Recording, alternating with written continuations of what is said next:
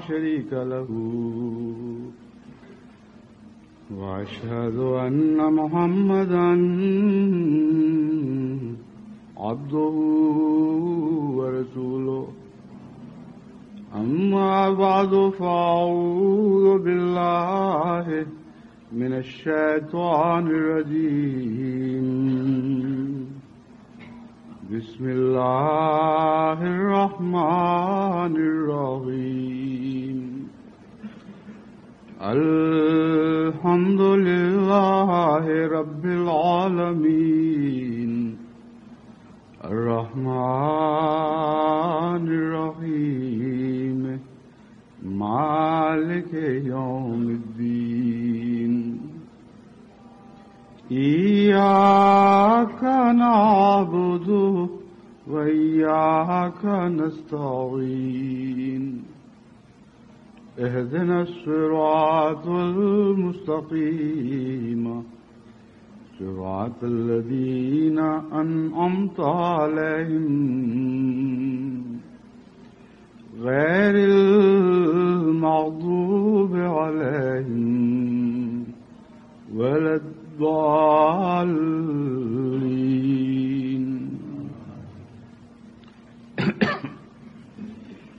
شرق اوسط جسے ہم عرف عام میں مشرق وسطیٰ بھی کہتے ہیں،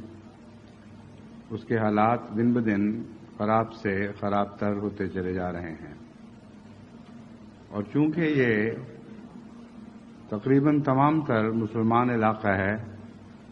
اس لیے تمام دنیا کے مسلمانوں کو اس بارے میں تشویش لازمی ہے، اور چونکہ وہ مقدس مقامات جو مسلمانوں کو دنیا میں ہر دوسری چیز سے زیادہ پیارے ہیں، یعنی مکہ اور مدینہ، جہاں کسی زمانے میں حضرت اقدس محمد مصطفیٰ صلی اللہ علیہ وسلم کے قدم پھرا کرتے تھے، اور جن کی فضاؤں کو آپ کے سانسوں نے معطر اور مبارک فرمایا تھا، وہ ارض مقدسہ بھی ہر طرف سے خطروں اور سازشوں میں گھری ہوئی ہے۔ بس اس لحاظ سے آج سارا عالم اسلام گہرا کرب محسوس کرتا ہے، لیکن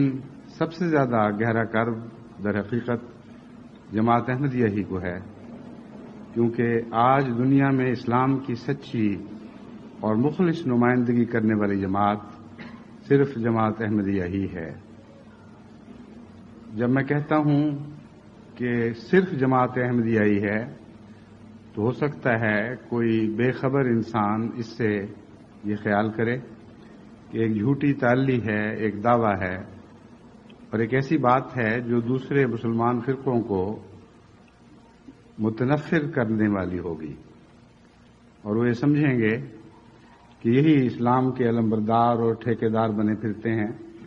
گویا ہمیں اسلام سے سچی ہمدردی نہیں۔ لیکن جیسا کہ میں حالات کا تجزیہ آپ کے سامنے رکھوں گا، اس سے یہ بات کھل کر واضح ہو جائے گی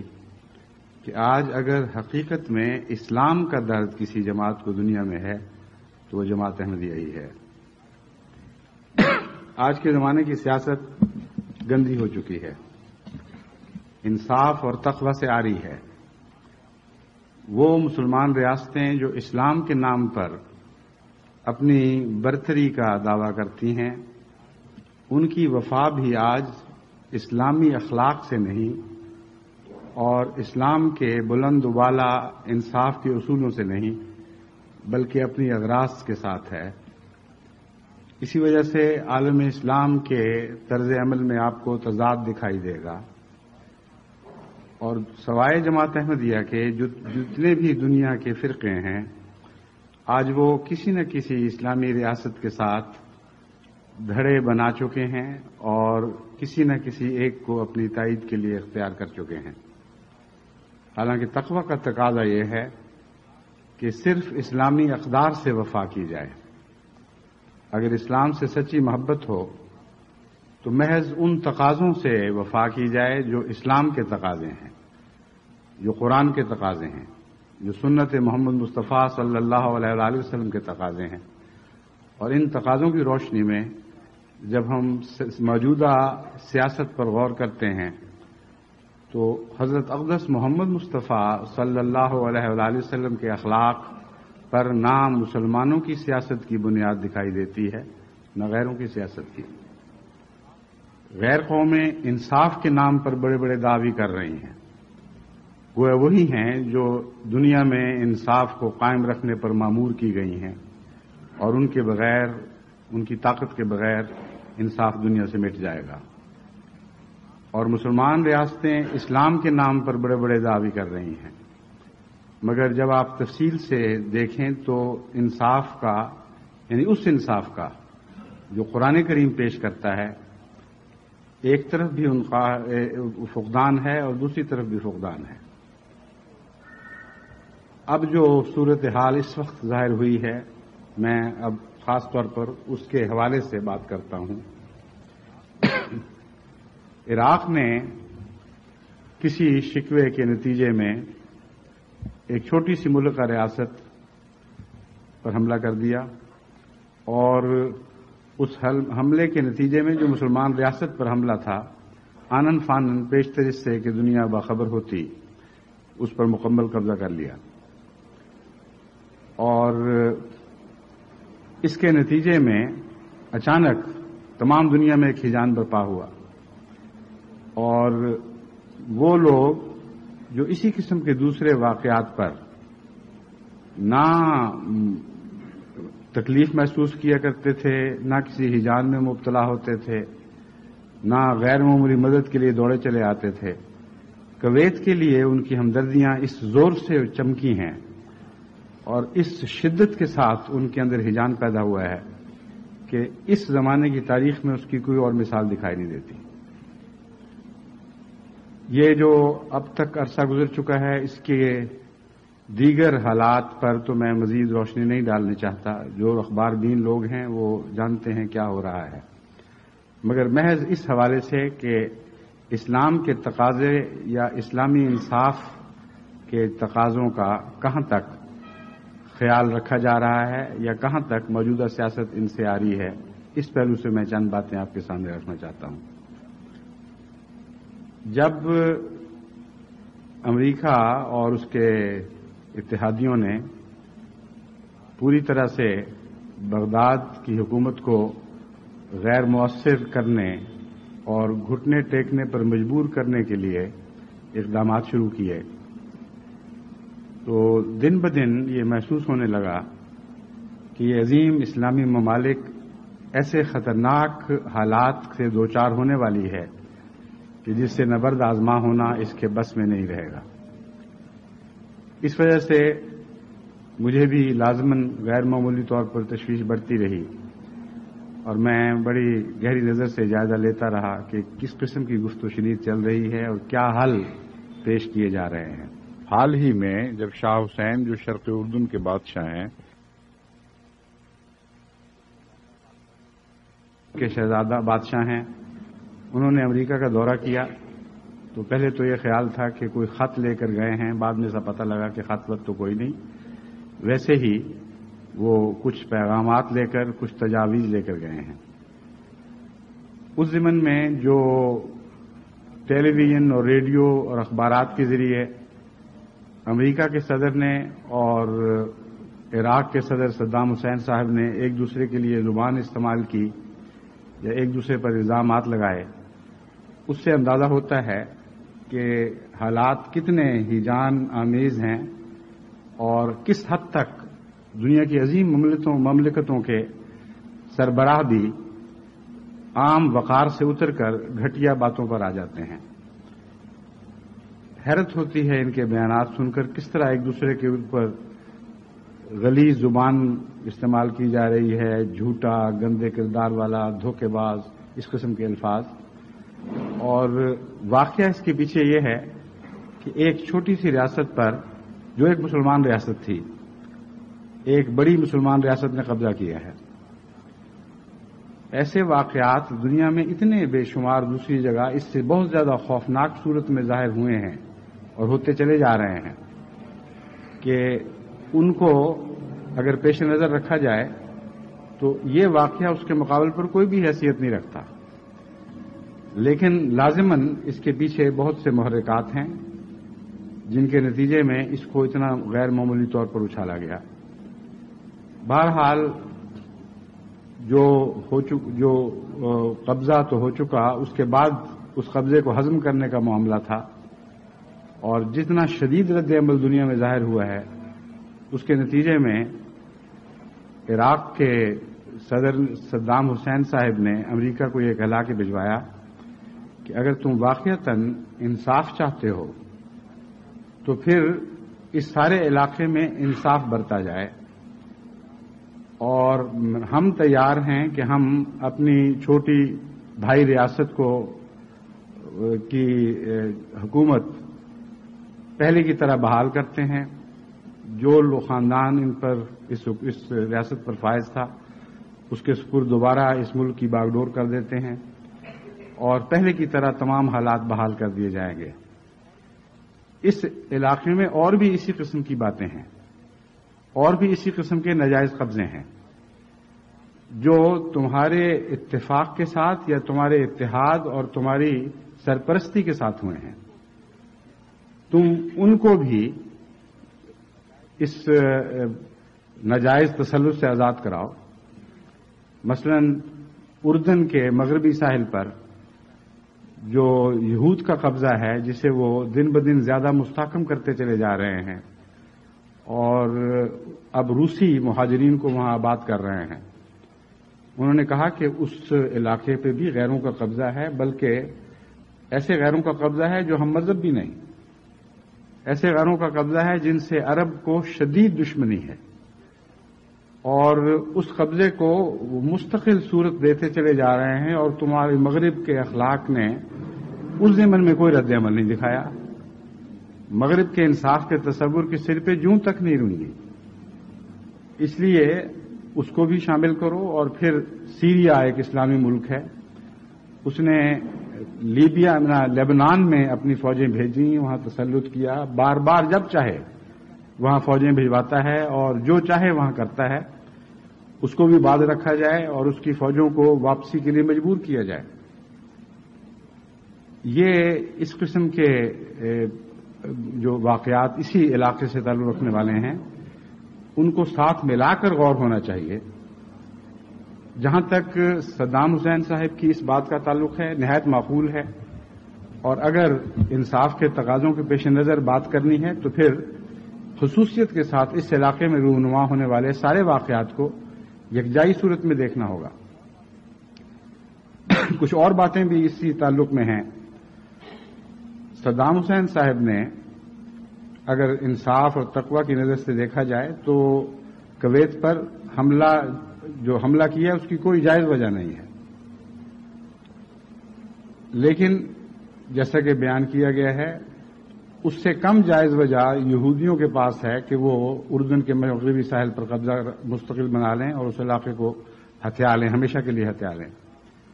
لیکن اس کے علاوہ بھی بعض مظالم ان کی طرف منسوب ہوئے۔ مثلا مغربی پریس نے یہ بہت ہی بڑھا چڑھا کر بات پیش کی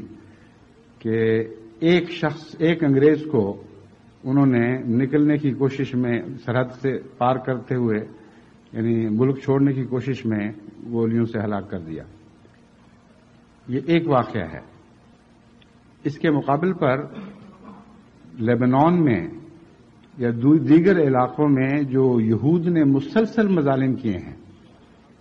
اور پھر یہودی ہوائی جہازوں نے عراق ہی کے ایٹمی پلانٹس کو جس طرح دن دہاڑے بڑی بے حیائی کے ساتھ تباہ و برباد کیا، ان سارے واقعات کو مغربی دنیا نے نظر انداز کیا ہوا ہے، اور ایک انگلی تک نہیں اس کے خلاف اٹھائی۔ ایک شخص مارا جاتا ہے ایک علاقے میں، اس کے اوپر سارے دنیا کے اخبارات، ریڈیو، ٹیلی ویژن پر شور پڑ جاتا ہے کہ ظلم کی حد ہو گئی ہے۔ ہزارہ بوڑھے، بچے، جوان بالکل مظلوم حالت میں جب نہتے ہیں جو پڑے ہوئے کیمپوں میں، ان کو تہ تیغ کر دیا جاتا ہے اور بچوں کے سر پتھروں سے ٹکرا کر پھوڑے جاتے ہیں، بلبلاتی ہی ماؤں کے سامنے ان کے بچے ذبح کیے جاتے ہیں، اور پھر علماؤں کی باری آتی ہے. اتنا ہولناک واقعہ ایک لیبنان کے قریب کیمپ میں گزر گیا ہے اور اس پر کسی نے کوئی شور نہیں مچایا. تو سوال یہ ہے کہ کیا یہ انصاف کی باتیں ہیں یا اور باتیں ہیں؟ محرکات اگر انصاف پر مبنی ہیں تو پھر انصاف تو ایک ہی نظر سے سب دنیا کو دیکھتا ہے، انصاف کے پیمانے بدلا نہیں کرتے. اسی طرح عراق میں یہ مشہور کیا گیا کہ بعض انگریز ایئر ہوسٹسز کے ساتھ وہاں کے فوجیوں نے انتہائی بہیمانہ سلوک کیا اور ان کی آبرو ریزی کی، اور اس پر بہت شور پڑا ہے.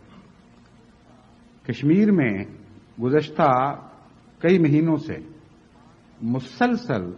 مسلمان عوام اور غریب عورتوں اور بچوں پر شدید مظالم توڑے جا رہے ہیں، اور آبرو ریزی کے واقعات اس کثرت سے ہو رہے ہیں، اور ایسے دردناک واقعات ہیں کہ وہ جو مجھے اطلاعیں ملتی ہیں ان کو پڑھ کر رونگٹے کھڑے ہو جاتے ہیں اور دل لرز اٹھتا ہے کہ ایسے بہیمانہ اور سفاکانہ سلوک بھی دنیا میں کیے جا سکتے ہیں. کون سے مغربی ممالک ہیں جنہوں نے اس معاملے پر ہندوستان کو ملامت کا نشانہ بنایا ہو؟ اور کون سا مغربی میڈیا ہے جس نے ان باتوں کو نمایاں کر کے دنیا کے سامنے پیش کیا ہو؟ جہاں روزانہ بیسوں ایسے ظالمانہ واقعات ہوتے ہیں اور ہوتے چلے جا رہے ہیں، ان سے آنکھیں بند ہیں. اور یہ واقعہ جو عراق میں کہا جاتا تھا کہ ہوا ہے، اس کے اوپر اتنا شور پڑا، اور اس شور کے مدم ہونے سے پہلے ہی یہ بات بھی ظاہر ہو گئی کہ وہ سب جھوٹ تھا اور ایک فرضی بات تھی. دوسری طرف عراق بھی جو اسلامی انصاف کے تقاضے ہیں ان پر پورا نہیں اتر رہا. اسلام ہرگز اجازت نہیں دیتا کہ خواہ لڑائی ہو اور خواہ جس قوم سے تمہاری لڑائی ہو رہی ہے اس قوم سے تعلق رکھنے والے لڑائی کے دوران تمہارے ملک میں آباد ہوں، تم ان کو کسی قسم کا ہاسٹیج بناؤ، کسی قسم کا ان کو سودا بازی کے لیے استعمال کرو، یا کوئی ایسا ظلم ان پر کرو جو تقوی کے خلاف ہے. یعنی ظلم فی ذاتی تقوی کے خلاف ہے. مراد یہ ہے کہ ان کے ساتھ ہر قسم کی زیادتی سے اسلام منع کرتا ہے. حضرت اقدس محمد مصطفیٰ صلی اللہ علیہ وآلہ وسلم کی ساری زندگی اور اس زندگی میں ہونے والے تمام غزوے گواہ ہیں کہ ایک بھی ایسا واقعہ نہیں ہوا کہ جس قوم کے ساتھ اسلام کی فوجیں برسر پیکار تھیں، ان کے آدمی جو مسلمانوں کے قبضہ قدرت میں تھے ان سے ایک ادنا بھی زیادتی ہوئی ہو. وہ کلیتاً آزاد تھے، جس طرح چاہتے زندگی بسر کرتے، اور کسی ایک شخص نے، فرد واحد نے بھی ان پر کبھی کوئی ظلم نہیں کیا. بلکہ اسلام تو یہ تقاضا کرتا ہے کہ اگر کوئی پناہ مانگتا ہے تو خواہ وہ دشمن قوم سے تعلق رکھنے والے ہو اس کو پناہ دو. لیکن عراق نے اسلام کے اس اعلی اخلاق کے پیمانے کو کلیتاً نظر انداز کرتے ہوئے اعلان کیا کہ تمام برٹش قوم سے تعلق رکھنے والے جو کسی حیثیت سے کویت میں یا عراق میں زندگی بسر کر رہے تھے، اور تمام امریکن جو ان علاقوں میں موجود تھے، ان کو نہ ملک چھوڑنے کی اجازت ہے، نہ اپنے گھروں میں رہنے کی اجازت ہے، وہ فلاں فلاں ہوٹل میں اکٹھے ہو جائیں. اسی طرح دیگر غیر ملکیوں کو بھی جو اسلامی ممالک سے تعلق رکھنے والے ہیں ان کو بھی باہر نکلنے کی اجازت نہیں. اب ظاہر بات ہے کہ جس طرح یہ معاملہ آگے بڑھ رہا ہے ان کو ہاسٹیجز کے طور پر استعمال کیا جائے گا. اب یہ بات اپنی ذات میں کلیتاً اسلامی اخلاق تو درکنار عام دنیا کے مروجہ اخلاق کے بھی خلاف ہے. اس لیے اخلاق ہیں کہاں؟ آج کی سیاست میں کون سا ایسا ملک ہے، خواہ وہ اسلامی ہو یا غیر اسلامی ہو، جس کے متعلق ہم یہ کہہ سکتے ہوں کہ یہ تقوی کے اعلی معیار پر پورا اترتا ہو یا اسلامی اخلاق کے ادنا معیار پر بھی پورا اترتا ہو؟ رکھنے ہیں ہر طرف. اب یہ حال ہی میں جو یونائٹڈ نیشنز کے ریزولوشنز کو بہانہ بنا کر तमाम तरफ से इराक के ऊपर का ब्लॉकेट किया गया, यानी फौजी इक़दाम के जरिए इराक में चीज़ों का दाखिला भी बंद किया गया और वहां से चीज़ों का निकलना भी बंद किया गया। इसमें दो किस्म की अखलाकी ज्यादतियां हुई हैं जो बहुत ही खतरनाक हैं। एक ये कि यूनाइटेड नेशंस ने हरगिज खाने पीने की और जरूरियात जिंदगी की अशिया को बाइकॉट में शामिल नहीं किया था। दूसरे, यूनाइटेड नेशंस ने हरगिज ये फैसला नहीं किया था कि अगर कोई मुल्क बाइकॉट ना करना चाहे तो उसे जबरदस्ती बाइकॉट करने पर मजबूर किया जाए। अब इन दोनों बातों में अमेरिका भी और इंग्लिस्तान भी ये खुली खुली धांधली कर रहे हैं। एक तरफ इराक पर बदअखलाकी का इल्जाम है जो हम मानते हैं कि इस्लामी नुक्ता नजर से बदअखलाकी है, लेकिन दूसरी तरफ उस दूसरे सांस में खुद एक ऐसी खौफनाक बदअखलाकी के मुर्तकिब होते हैं जो बज़ाहिर डिप्लोमेसी की जुबान में लिपटी हुई और इतनी नुमायां तौर पर खौफनाक दिखाई नहीं देती, मगर अमर वाक़या ये है कि बगदाद की हुकूमत ने जो 4000 अंग्रेज और 2000 अमेरिकन या इसके लगभग जितने भी हैं उन लोगों को पकड़कर अपने पास हॉस्टेज के तौर पर रखा हुआ है। अगर उन सबको बिल आखिर खुदा न खास्ता जालिमाना तौर पर वो हलाक भी कर दें तो भी ये जुल्म जो अंग्रेज और अमेरिका मिलकर बगदाद इराक पर कर रहे हैं ये उससे बहुत ज्यादा भयानक जुर्म है। वजह यह है कि अब इस जुर्म के दायरे में, यानी इस जुर्म के निशाने के तौर पर जॉर्डन को भी शामिल किया जा रहा है। शर्क़ उर्दन एक ऐसा मुल्क है जो हमेशा मगरिब का वफादार रहा है, बल्कि काबिल शर्म हद तक वफादार रहा है, और सबसे ज्यादा वफादार उस इलाके में जो इस्लामी रियासत थी वो यही रियासत थी। वैसे तो सऊदी अरब इनसे ज्यादा बढ़कर है वफा में, लेकिन उसका मामला सिर्फ वफा का नहीं, सऊदी अरब के तमाम मफादात अमरीकन मफादात के साथ हम आहंग हो चुके हैं और एक ही चीज के दो नाम बने हुए हैं, इसलिए वहां वफा का सवाल नहीं। मगर शर्क़ उर्दन जो एक छोटा मुल्क है ये वाक़यातन इस एक लंबे अरसे से मगरबी दुनिया का मशहूर वफादार मुल्क चला आ रहा है। अंग्रेजों के साथ भी बड़े गहरे दोस्ताना बल्कि बरादराना मरासिम अमरीकनों के साथ भी, और अब इनकी अपनी फहरिस्तों में इस मुल्क का नाम हमेशा वफादारों में सरे फहरिस्त रखा जाता रहा। शर्क़ उर्दन की मुश्किल ये है कि अगर वो इराक के साथ इक़्तिसादी बाइकाट करे तो खुद मरता है और उसके लिए जिंदगी का कोई और चारा नहीं रहता, और फिर अगर इसके नतीजे में इराक इसे बहाना बनाकर उस पर कब्जा करना चाहे तो सऊदी इसके शर्क़ उर्दन में इतनी ताकत भी नहीं कि चंद घंटे उसका मुकाबला कर सके, इसलिए उनकी ये मजबूरी है।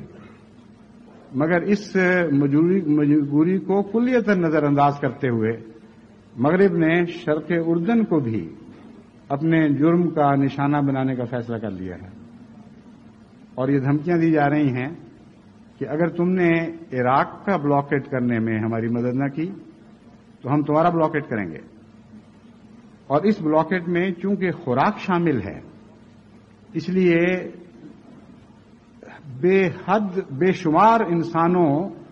को एड़ियां रगड़ा कर भूखों मारने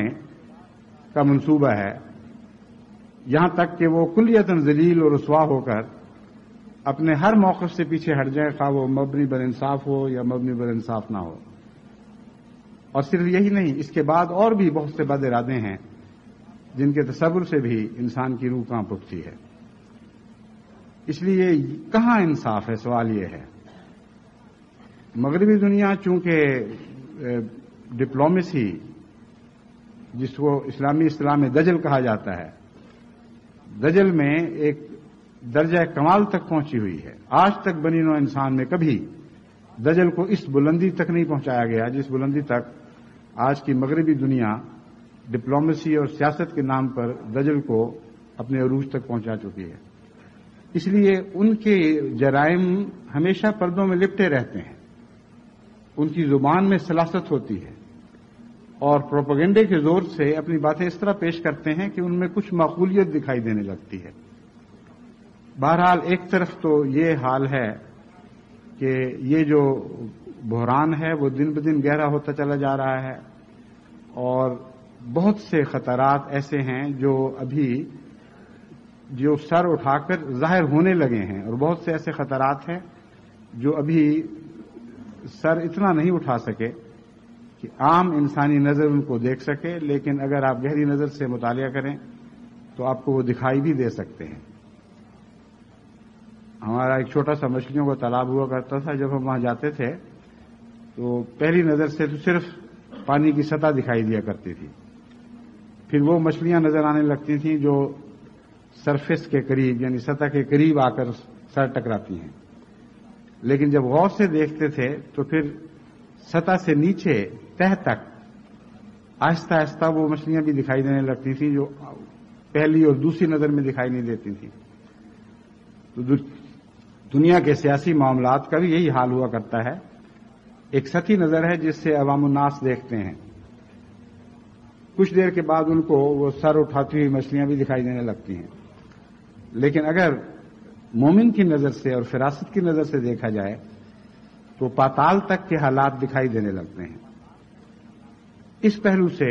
بہت سے ابھی خطرات ایسے ہیں جو آپ کے سامنے ظاہر نہیں ہوئے اور وقت ان کو ظاہر کرے گا. لیکن میری دعا ہے اور میں آپ کو بھی اس دعا میں شامل کرنا چاہتا ہوں کہ اللہ تعالیٰ ان خطرات کو عالم اسلام کے سر سے ٹال دے. اب مسلمانوں کے گروہوں کا جہاں تک حال ہے یا مسلمانوں کے رد عمل کا جہاں تک حال ہے، یہ ایک نہایت ہی خوفناک اور افسوسناک رد عمل ہے. میں نے ایک پچھلے خطبے میں یہ بات بہت کھول کر عالم اسلام کے سامنے پیش کی تھی اور اخباروں میں بھی وہ بیان جاری کیے، خواہ وہ شائع ہوئے یا نہ ہوئے. لیکن میں نے ہدایت کی تھی کہ مسلمان سربراہوں کو ان ہدایات کا خلاصہ یا ان مشوروں کا خلاصہ ضرور بھجوا دیا جائے. خلاصہ اس کا یہ تھا کہ قرآن کی تعلیم کی طرف لوٹیں، کیونکہ قرآن کریم یہ فرماتا ہے ان تنازعتم فی شیء فردوہ الی اللہ ورسولہ. جب تم آپس میں اختلاف کیا کرو تو محفوظ طریقہ کار یہی ہے جس میں امن ہے کہ خدا اور اس کے رسول کی طرف لوٹایا کرو بات کو. قرآن اور سنت جس طرف چلنے کا مشورہ دیں اسی طرف چلو، اور اسی میں تمہاری امن ہے اور اسی میں تمہاری بقا ہے. اس لیے بجائے اس کے کہ دنیا کے سیاستدانوں کے ساتھ جوڑ توڑ کے اپنے معاملات طے کرنے کی کوشش کرو، قرآنی تعلیم کی طرف لوٹو اور قرآن کریم نے جو طریقہ کار واضح طور پر کھول کر بیان فرمایا ہے اس سے روشنی حاصل کرو. اور وہ یہ ہے کہ صرف ایک قوم کے مسلمان نہیں بلکہ ہر ایسے جھگڑے کے وقت جس میں دو مسلمان ممالک ایک دوسرے سے برسر پیکار ہونے والے ہوں، تمام مسلمان ممالک اکٹھے ہو کر سر جوڑ کر اس ایک ملک پر دباؤ ڈالیں جو شرارت کر رہا ہو ان کے نزدیک، اور پھر انصاف کے ساتھ ان دونوں کے معاملات سن کر صلح کرانے کی کوشش کریں. اگر اس کے باوجود صلح نہ ہو اور ایک دوسرے پر حملہ کرتا ہے تو یہ مسلمان ممالک کا کام ہے کہ وہ اس ایک ملک کا مقابلہ کریں، اور غیروں سے مدد کا کہیں ذکر نہیں فرمایا گیا. اگر اس تعلیم کو پیش نظر رکھا جاتا تو آج یہ جو حالات بد سے بدتر صورت اختیار کر چکے ہیں اور نہایت ہی خطرناک صورت اختیار کر چکے ہیں، ان کی بالکل اور کیفیت ہوتی. قرآن کریم کی اس تعلیم سے میں یہ سمجھتا ہوں اور مجھے کامل یقین ہے کہ اگر اس پر عمل کیا جائے تو خواہ ایک مسلمان ملک کتنا ہی بڑا کیوں نہ ہو، اس کے مقابل پر سارے مسلمان ملک مل کر یہ اجتماعی طاقت ضرور رکھیں گے اور ہمیشہ رکھتے رہیں گے. کہ اگر وہ اپنی ضد پر قائم ہو تو اسے بزور دبا دیا جائے اور اس کی انا توڑنے پر اسے مجبور کر دیا جائے۔ اگر ایسا نہ ہوتا تو قرآن کریم یہ تعلیم نہ دیتا۔ یہ ایسی واضح اور قطعی تعلیم ہے جس میں اس بات کی ضمانت دی گئی ہے کہ کوئی اسلامی ملک کتنا ہی طاقتور کیوں نہ ہو، اگر وہ سرکشی دکھاتا ہے اور تم باقی مسلمان ملک قرآنی تعلیم کے مطابق معاملات طے کرانے کی کوشش کرتے ہو اور وہ ضد کرتا ہے اور بغاوت اختیار کرتا ہے، تو تمہاری اجتماعی طاقت اسے گھٹنے ٹیکنے پر مجبور کر دے گی۔ یہ خوشخبری ہے جو قرآن کریم نے ہمیشہ کے لیے دی ہے، اور یہ خوشخبری آج بھی صادق آتی ہے اگر اس سے فائدہ اٹھایا جائے۔ لیکن صورتحال یہ ہے کہ نہ صرف سعودی عرب نے اپنے سرپرستوں کو فوری طور پر مداخلت کی دعوت دی اور ان کی فوجیں یعنی امریکہ کی اور انگلستان کی فوجیں وہاں پہنچنی شروع ہوئیں، بلکہ تمام دنیا کی بڑی بڑی حکومتوں کو انہوں نے مجبور کیا یا آمادہ کیا ان بڑی طاقتوں نے کہ وہ بھی کچھ نہ کچھ حصہ ڈالیں۔ چنانچہ مشرق بعید سے بھی دور دراز سے کچھ نیول یونٹس یا ہوائی جہازوں کے یونٹس یا کچھ فوجی ہر طرف سے وہاں پہنچنے شروع ہوئے تاکہ تمام دنیا ایک طرف ہو جائے اور عراق اور اس کا ایک آدھ ساتھی شرق اردن کو ایک طرف کر دیا جائے۔ اور اب تک یہ کہا جا رہا ہے کہ یہ سب دفاعی اقدامات ہیں اور خطرات کو پھیلنے سے روکنے کے لیے ان کی حد بندی کی جا رہی ہے۔ دوسرا اس کا پہلو یہ ہے کہ وہ اکثر مسلمان ممالک ان بڑے ممالک کے دباؤ کے نیچے آ کر مجبور ہو چکے ہیں یا اپنی خود غرضیوں کی وجہ سے اس بات پر برطیب خاطر شرح صدر کے ساتھ آمادہ ہو چکے ہیں کہ وہ بھی اپنی فوجیں وہاں بھیجیں۔ یہاں تک کہ پاکستان کی حماقت کی حد ہے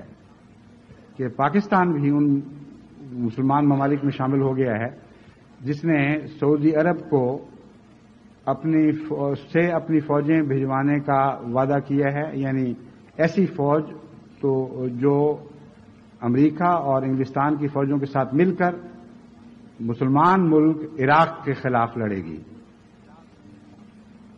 یہ صورتحال بہت زیادہ سنگین ہوتی چلی جا رہی ہے اور یہ خیال کرنا کہ یہ ساری کاروائیاں اور اتنی بڑی تیاریاں صرف سعودی عرب کو بچانے کے لیے کی جا رہی ہیں بہت پرلے درجے کی حماقت ہو۔ اس سے زیادہ سادگی نہیں ہو سکتی کہ انسان یہ خیال کرے کہ اتنے بڑے ہنگامے جو دنیا میں برپا ہو رہے ہیں، تمام طرف سے نیول بلاکڈ ہو رہے ہیں اور نہایت خطرناک قسم کے جنگی طیارے جو آج تک کبھی کسی محاذ پر استعمال نہیں ہوئے وہ بھی وہاں پہنچائے جا رہے ہیں اور جدید ترین جنگی ہتھیار وہاں اکٹھے کیے جا رہے ہیں، یہ صرف سعودی عرب کو عراق سے بچانے کے لیے کیا جا رہا ہے۔ مجھے جو خطرہ درپیش ہے وہ یہ ہے کہ سعودی عرب کے بہانے کلیتاً عراق کو چاروں طرف سے نہتہ کرنے کے بعد اسرائیل کو اجازت دی جائے گی کہ وہ عراق پر حملہ کرے، اور جارڈن نے اگر یہی رستہ اختیار کیا جو اس وقت اختیار کیے ہوئے ہے، یعنی اپنی مجبوری کی وجہ سے عراق کے ساتھ ہے، تو ان کے لیے یہ بہت بڑا بہانہ موجود ہے اس وجہ سے کہ جارڈن ان کے ساتھ شامل نہیں ہو رہا، جارڈن کو سزا دی جائے اور اس کی سزا یعنی بقیہ آدھی سزا یہ ہوگی کہ جس طرح مغربی اردن کے مغربی کنارے پر یہود قابض ہو گئے، جارڈن کے باقی علاقے پر بھی جس حد تک ممکن ہے یہود قابض ہو جائیں، اور جس حد تک عراق تیزی کے ساتھ وہاں پہنچ سکتا ہے اس کے کچھ علاقے پر عراق قابض ہو جائے، اور اس کے بعد پھر عراق کو شدید سزا دی جائے۔ اس ضمن میں یہ خطرہ ہے کہ کچھ عرصے تک یہ دباؤ بڑھایا جائے گا اور بھوک سے مجبور کر کے ان کو گھٹنے ٹیکنے پر مجبور کیا جائے گا، اور اس دوران اگر وہ کسی وقت مناسب سمجھا گیا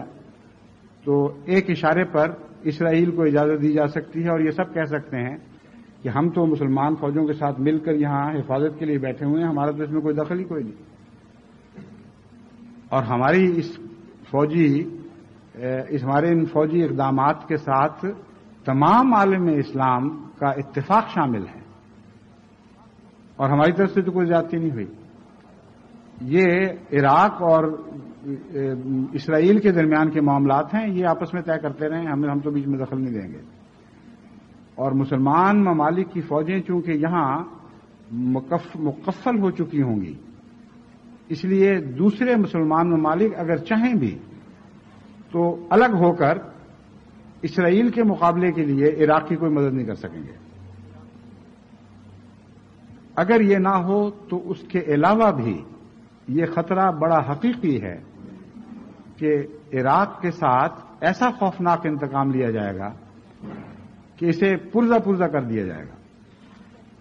اور جب تک ان کے انتقام کی آگ ٹھنڈی نہیں ہوگی، جب تک یہ ابھرتا ہوا مسلمان ملک جو اس علاقے میں ایک غیر معمولی طاقت بن رہا ہے، اسے ہمیشہ کے لیے نیست و نابود نہ کر دیا جائے۔ یہ ارادے پہلے اسرائیل میں پیدا ہوئے ہیں، اور میں جو اسرائیل کے بیانات پڑھتا رہتا ہوں ان سے مجھے یقین ہے کہ بہت دیر سے اسرائیل جو یہ پروپیگنڈا کر رہا تھا کہ اسرائیل کو عراق سے خطرہ ہے، یہ ساری باتیں اس کے شاخسانے ہیں۔ کس طرح عراق کو آمادہ کیا گیا کہ وہ کویت پر قبضہ کرے اور پھر یہ سارے سلسلہ جاری ہو، یہ اللہ بہتر جانتا ہے، لیکن ایسے واقعات اتفاقی نہیں ہوا کرتے، اور ان کے پیچھے کچھ محرکات ہوتے ہیں، کچھ زیر زمین سازشیں کام کر رہی ہوتی ہیں، کہیں CIA کے ایجنٹ ہیں، کہیں دوسرے ایسے غدار ملک کے اندر موجود ہیں جو غیر ملکی بڑی بڑی طاقتوں کی خواہشات کو عملی جامہ پہنانے میں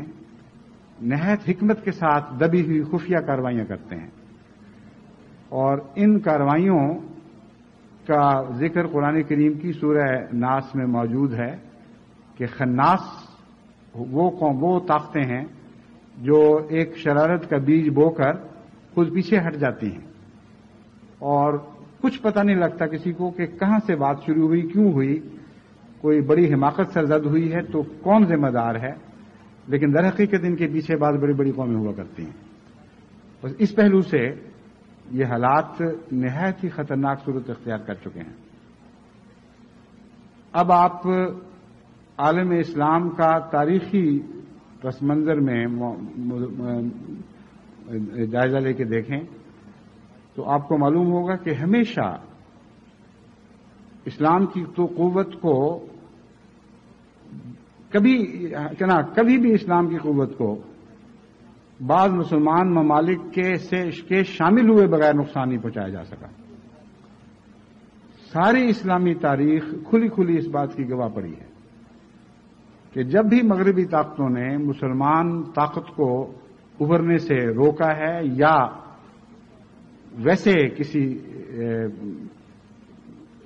ظاہری یا مخفی جنگی کارروائی کے ذریعے ان کو پارا کیا ہے یا نقصان پہنچایا ہے، تو ہمیشہ بعض مسلمان ممالک کی تائید ان لوگوں کو حاصل رہی۔ میں اس تاریخ کا مختصر ذکر آپ کے سامنے رکھتا ہوں صرف نکات کی صورت میں۔ حضرت مسلم موعود رضی اللہ تعالی عنہ نے تفسیر کبیر میں الف لام میم را کے اعداد پر بحث کرتے ہوئے یہ نقاب کشائی فرمائی سب سے پہلے کہ ان آیات میں، جیسا کہ حضرت صلی اللہ علیہ وآلہ وسلم نے فرمایا تھا کہ ان اعداد میں کوئی اسلامی تاریخ کے ساتھ تعلق موجود ہے، اور ان کے اعداد 271 بنتے ہیں، اور 271 وہ سال ہیں جو پہلی 3 نسلوں کے گزرنے کے سال ہیں جن کے متعلق حضرت صلی اللہ علیہ وسلم نے خوشخبری دی تھی کہ یہ نسلیں، یعنی میری نسل اور پھر اس کے بعد کی نسل اور پھر اس کے بعد کی نسل، یہ مامون اور محفوظ نسلیں ہیں۔ ان کا بھی کم و بیش وقت 271 سال پر جا کے پورا ہوتا ہے۔ یہ وہ خطرناک سال ہے جس میں عالم اسلام کے انحطاط کی بنیادیں کھودی گئیں اور آئندہ سے پھر عالم اسلام میں جو اختراق پیدا ہوا ہے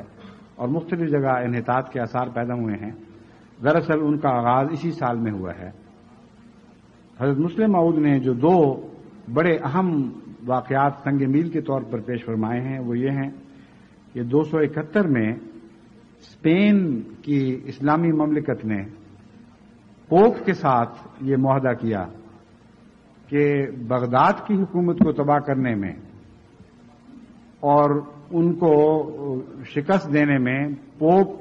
اسپین کی اسلامی مملکت کی تائید کرے گا۔ اور اس زمانے میں چونکہ پوپ کا اثر مغربی سیاسی دنیا پر غیر معمولی طور پر زیادہ تھا،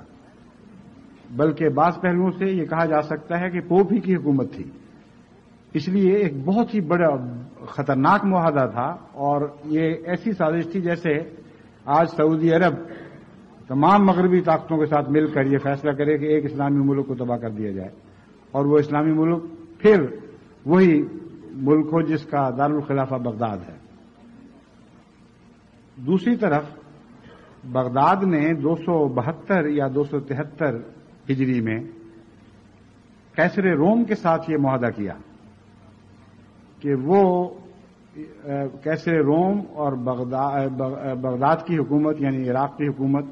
اس وقت تو عراق اس لیے نہیں کہہ سکتے کہ عراق کے علاوہ بھی اسلامی مملکت پھیلی ہوئی تھی، اس لیے اس زمانے کی اسلامی حکومت کو بغداد کی حکومت کہنا ہی زیادہ موزوں ہے۔ تو بغداد کی حکومت اور قیصر روم کی طاقت مل کر اسپین کی اسلامی مملکت کو تباہ کر دیں گے۔ بس یہ وہ سال ہے جو آئندہ کے لیے ہمیش کے لیے مسلمانوں کو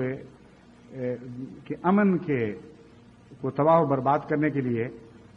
ہلاکتوں کے رستے کھولنے والا سال تھا۔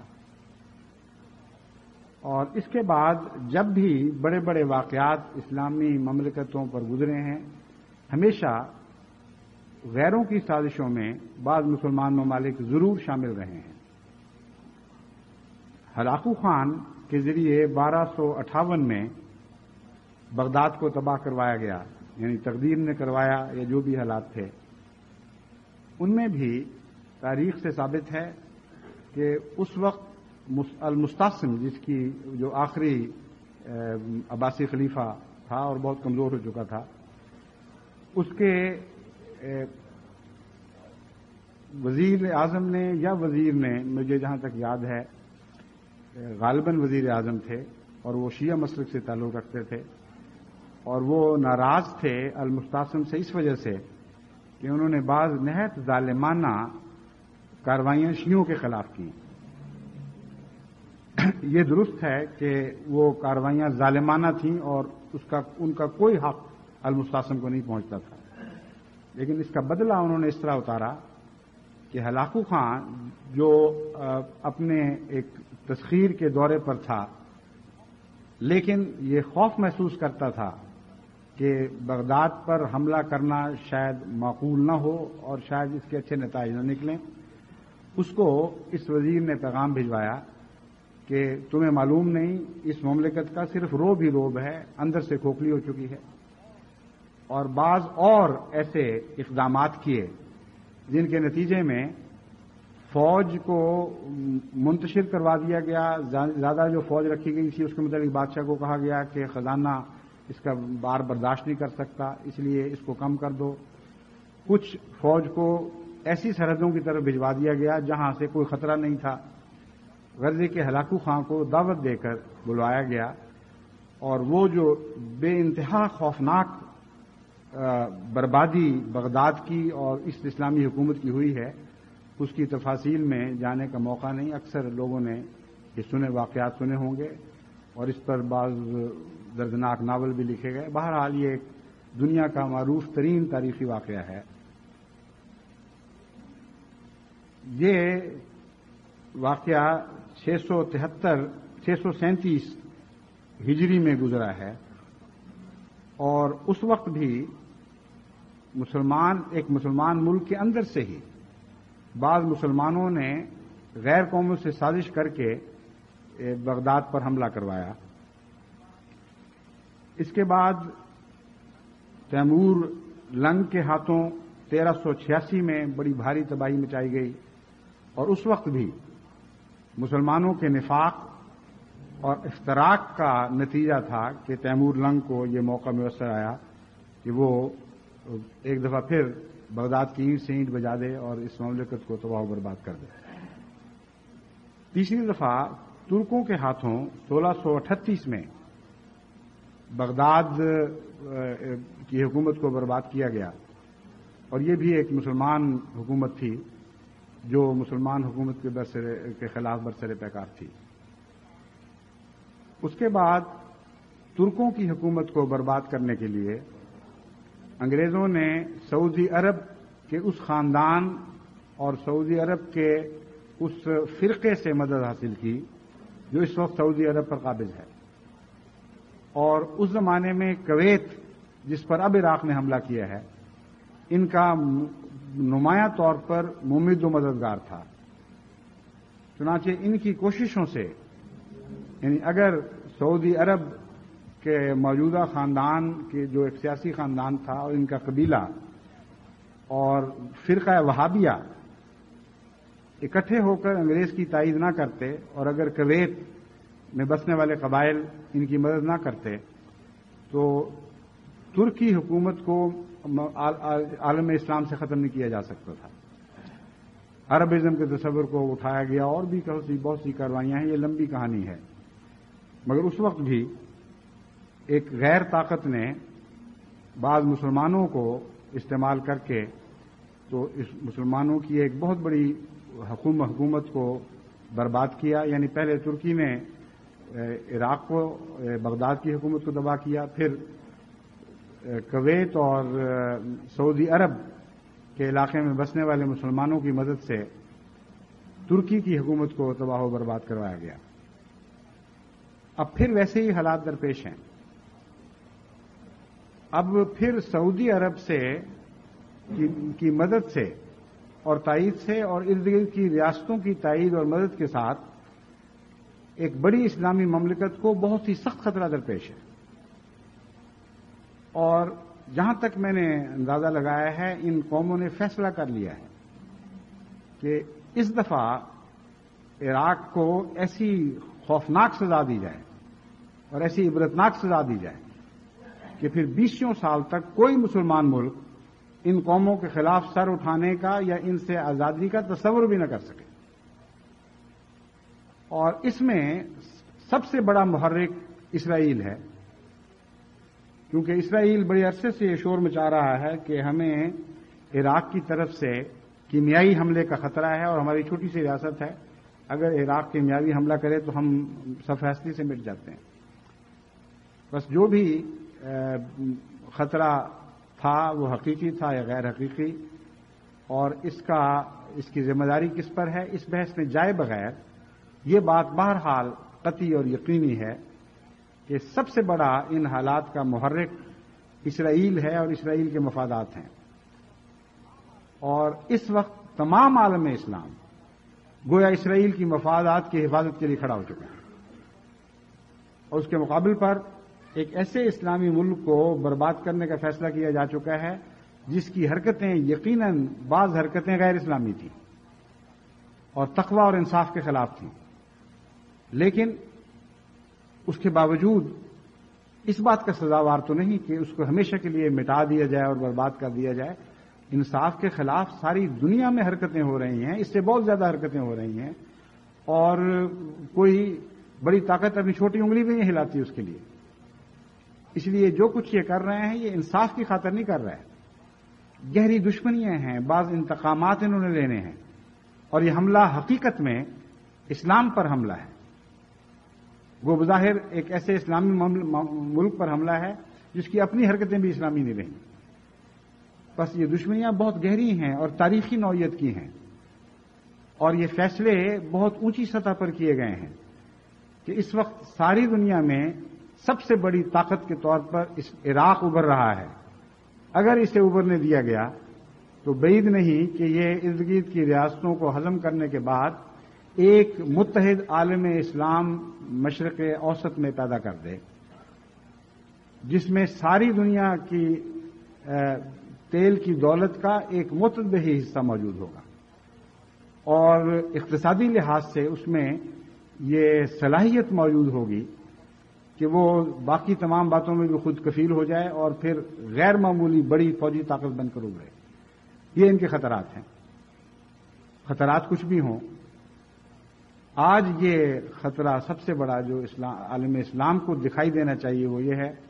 کہ مسلمان ممالک کی تائید اور نصرت اور پوری حمایت کے ساتھ ایک ابھرتی ہوئی اسلامی ملک کو، ایک مملکت کو صفحہ ہستی سے نیست و نابود کرنے کا فیصلہ ہو چکا ہے، اور خود اس میں اس مملکت کے ارباب حل و عقد ذمہ دار ہے۔ ایسی صورت میں کیا ہو سکتا ہے؟ میں یہ سمجھتا ہوں کہ ابھی بھی وقت اتنا نہیں گزر چکا کہ حالات کو سنبھالا نہ جا سکتا ہو، لیکن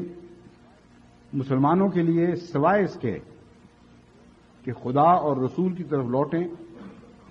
اور کوئی نجات اور امن کی راہ نہیں ہے۔ جہاں تک عراق کا تعلق ہے،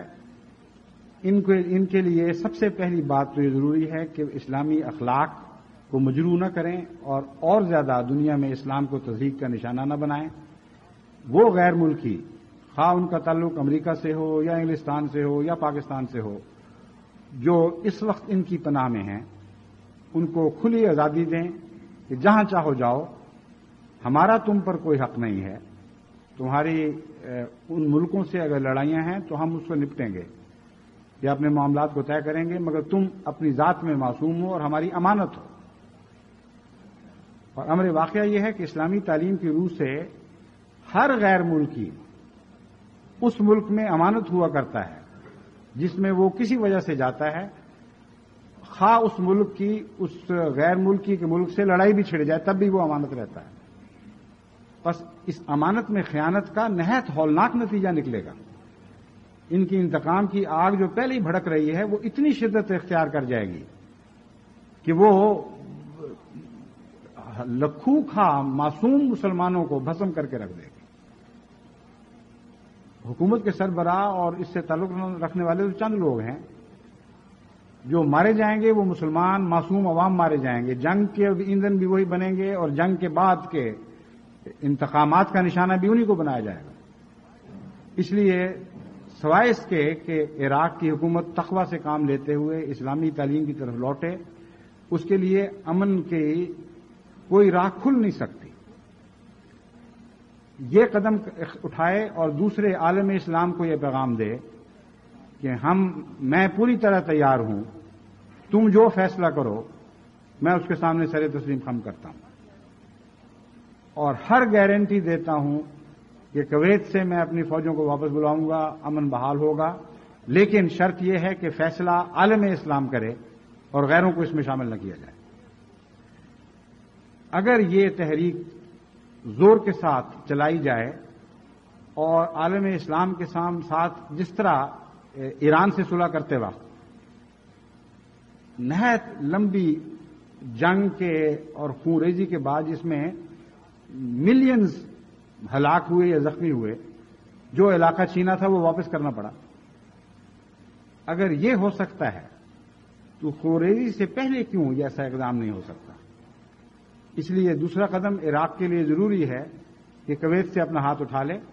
اور عالم اسلام کو یقین دلائے کہ جس طرح میں نے ایران سے صلح کی ہے اسلام دشمن طاقتوں سے نبردآزما ہونے کی خاطر، ان کے ظلم سے بچنے کے لیے میں تم سب سے صلح کرنی چاہتا ہوں، اور یہ ظلم صرف مجھ پر نہیں ہوگا، ہم پر نہیں ہوگا، بلکہ سارے عالم اسلام پر ہوگا۔ اسلام کی طاقت 20 سال تک بالکل کچلی جائے گی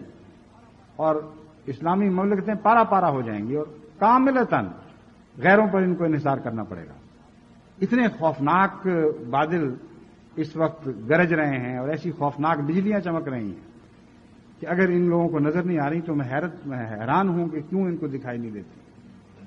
نہ ان کا شور سنائی دے رہا ہے ان کو، نہ وہ خطرات دکھائی دے رہے ہیں، اور جاہلوں کی طرح دو حصوں میں بٹ کر ایک دوسرے کے خلاف نبرد آزما ہوئے ہیں۔ اور ضروری ہے کہ عراق یہ پیغام دے اور بار بار یہ پیغام ریڈیو ٹیلی ویژن کے اوپر نشریات کے ذریعے تمام عالم اسلام میں پہنچایا جائے کہ ہم واپس ہونا چاہتے ہیں، ہم اپنی غلطی کو تسلیم کرتے ہوئے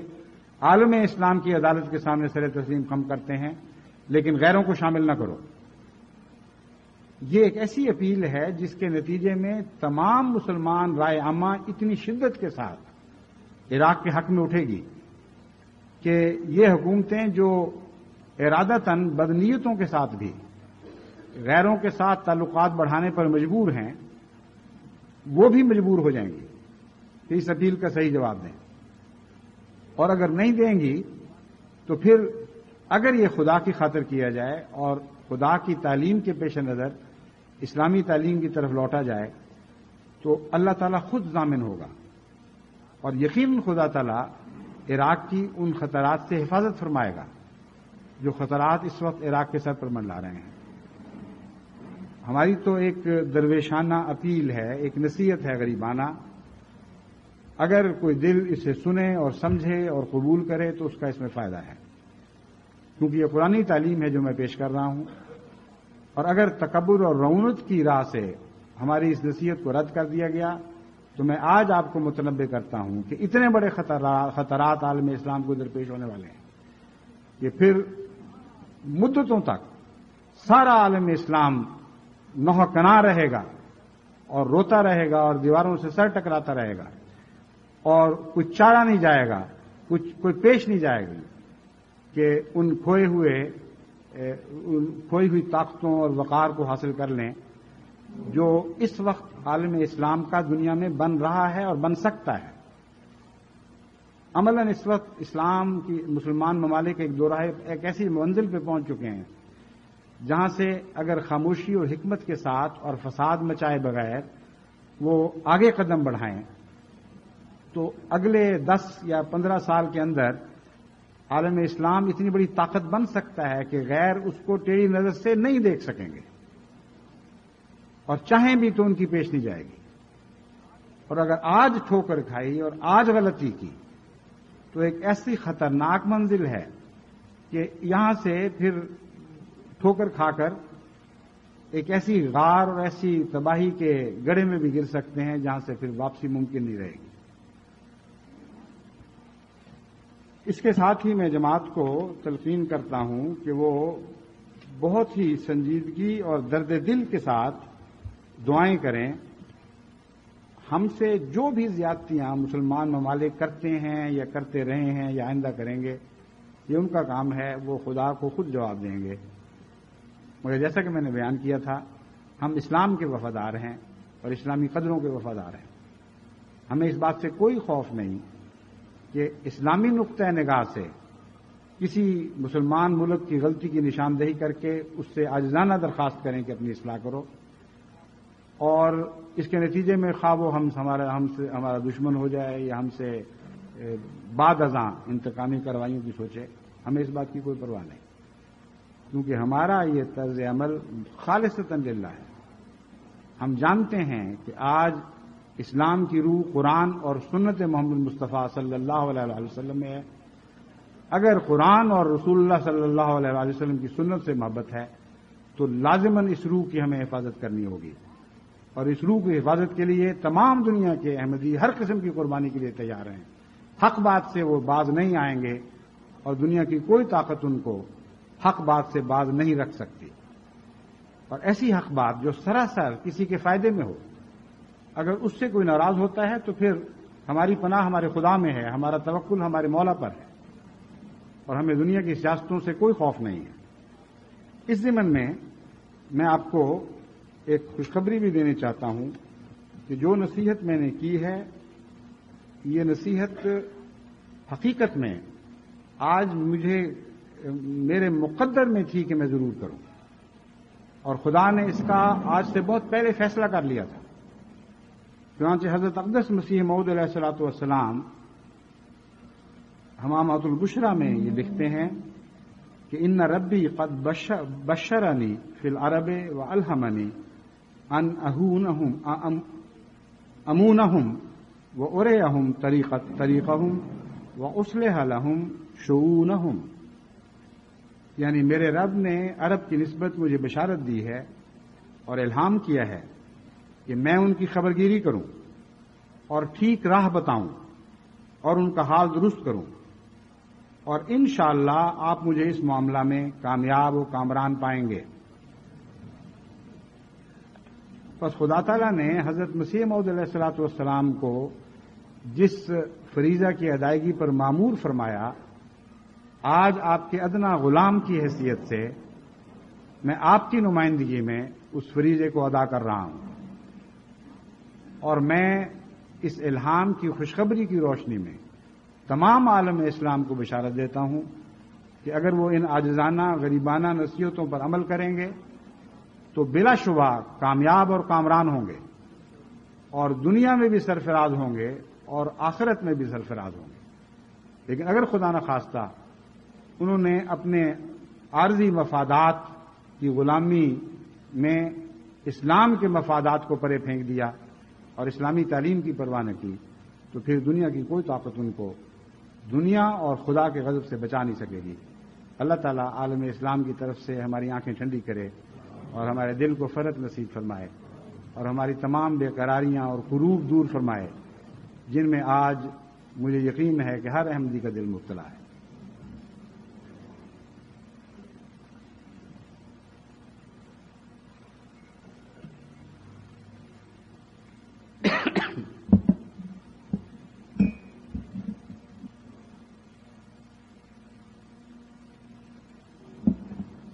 الحمد للہ نحمده ونستعینه ونستغفره ونؤمن به ونتوکل علیہ ونعوذ باللہ من شرور انفسنا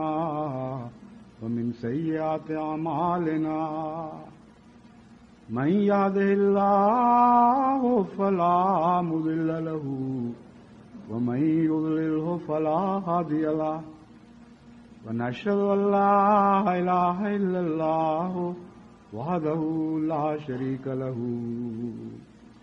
ونشهد أن محمدا عبده ورسوله عباد الله رحمكم الله إن الله يأمر بالعدل والإحسان وإيتاء ذي القربى وَيَنْهَى عَنِ الْفَحْشَاءِ وَالْمُنكَرِ وَالْبَغْيِ يَعِظُكُمْ لَعَلَّكُمْ تَذَكَّرُونَ اذْكُرُوا اللَّهَ يَذْكُرْكُمْ وَادْعُوهُ يَسْتَجِبْ لَكُمْ وَلَذِكْرُ اللَّهِ أَكْبَرُ